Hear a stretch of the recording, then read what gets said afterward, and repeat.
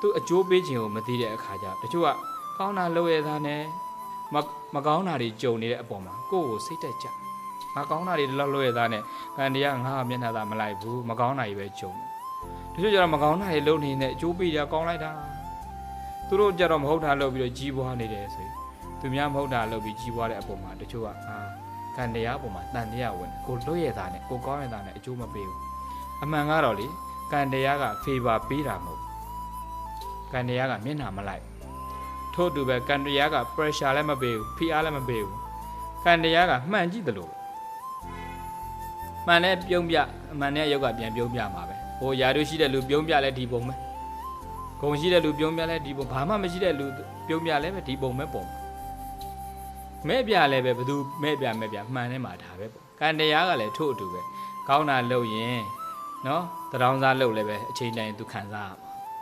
မှာမကောင်းတာလုပ်ရင်ဟိုသမဏကြီးလုပ်လဲပဲ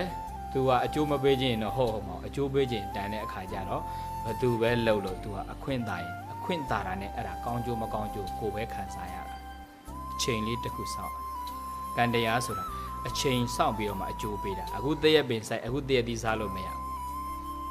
အခုရေတွင်းတူအခုရေတောက်လို့မရသူ့အချိန်လေးတစ်ခုကြုံမှဒါတွေကခံစားရမှာဖြစ်တဲ့အတွက်ကြောင့်ကိုယ်ကံကိုစစ်ပြီးတော့ဘယ်တော့မှကံပေါ်တန်တရားမဝင်ပါနဲ့